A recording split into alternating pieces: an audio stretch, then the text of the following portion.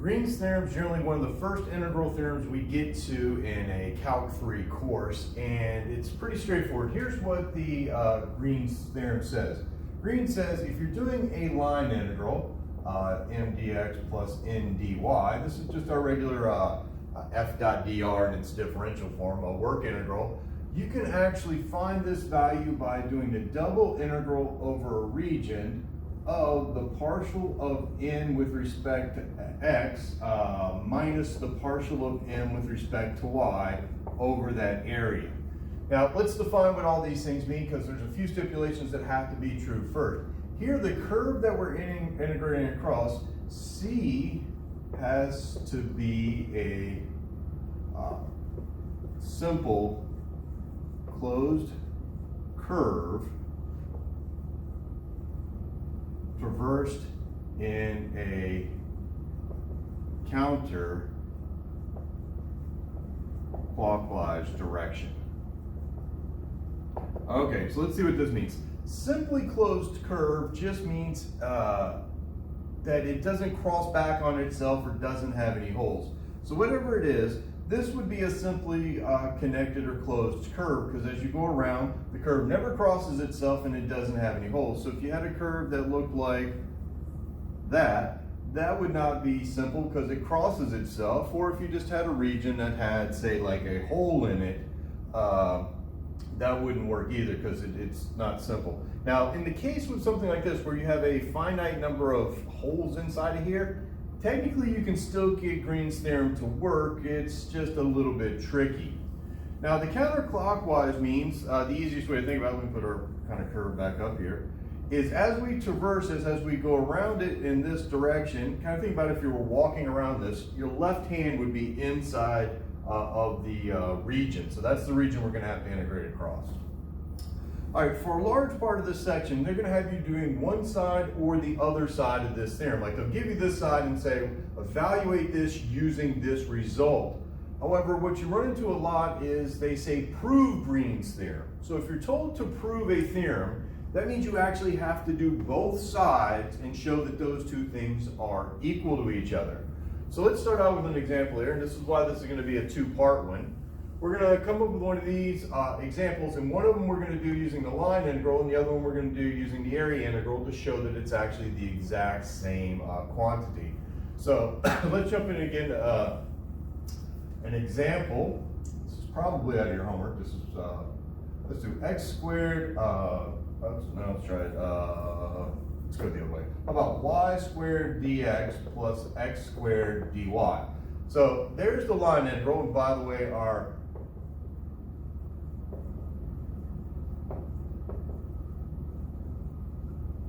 directions here are prove Green's theorem. So if you're given this and you're told C is the,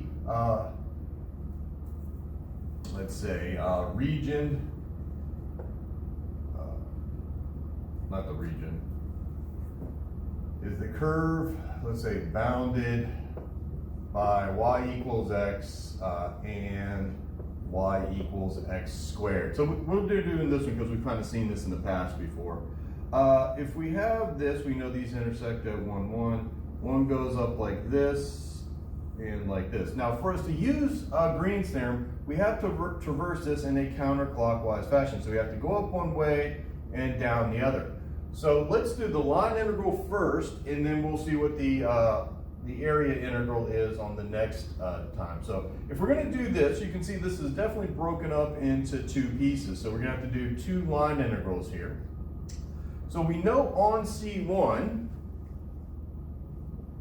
we know, which one? That's right, we got y is equal to x squared. So we could go ahead and parameterize this, everything in terms of t, but we saw before we can keep this in terms of x's and y's if we want to. So we can replace y with x squared, and we can see that dy would be 2x dx. So around this curve, we'll see what x runs from here in a second. Y squared would be x squared squared dx plus x squared times 2x dx. So I replaced y and dy. Now when we're going along curve 1, you can see x goes from 0 over to 1. 0 to 1.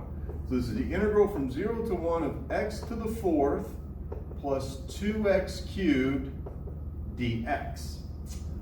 All right, easy enough to integrate. So we get 1/5 x to the 5th plus 2/4 or 1/2 x to the 4th. We need to evaluate that from 0 to 1. So this is really 1/5 plus 1/2 minus, of course, the last one would be 0. So that's what, 7/10. Okay, so that's the value for when we go along C1. Let's do the same thing for C2. On C2, we know y is equal to x, which means dy is just dx.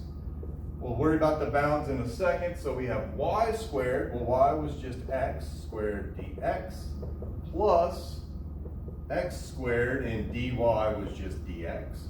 Now here, we can kind of go backwards because we can see as we're on C2, x goes from 1 to 0. So we can say this goes from 1 to 0 in the x direction. So it's the integral from 1 to 0 of x squared plus x squared dx, or from 1 to 0 of 2x squared dx. All right, so putting this together, what are we going to end up with? We integrate this, we get 2/3 x cubed evaluated from 1 to 0. So top endpoint minus bottom endpoint, we end up, the integral for that piece is -2/3.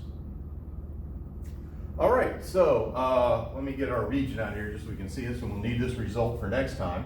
So the integral around C, of course, is going to be the integral from C1 plus the integral for C2.